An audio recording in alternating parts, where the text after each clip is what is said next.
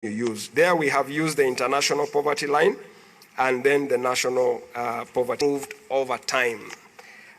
With more people having moved out of poverty than those who have fallen in.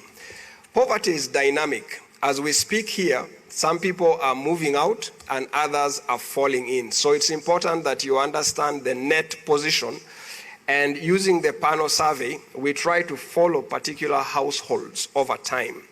And so we can see there that 11.5% of those households that were poor in 2013-14 have successfully transitioned to the middle class, while 30.64% of those who were vulnerable have made it to the middle class, and 67.6% have been able to maintain their status in the middle class.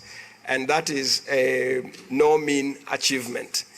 We see that of those who were in the middle class in 13-14, or rather, yes, only about 5% fell back into poverty, meaning that the strategies that are pulling people out of poverty are doing so sustainably.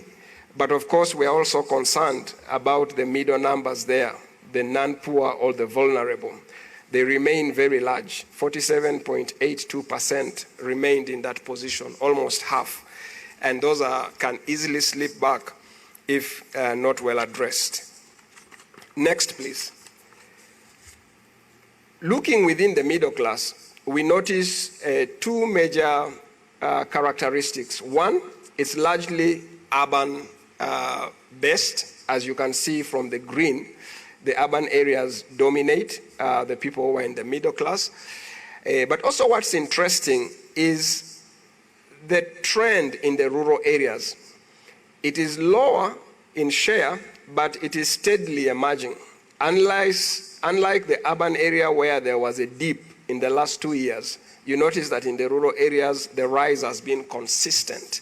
And so that is another message we take away about the middle class in Uganda. And we then discuss the linkages between the macro and micro levels of the economy. And the message we pick away from here is that the national development ambition needs to be reflected both at the macro and micro levels of the economy. Economy like us that aspires to be a middle class society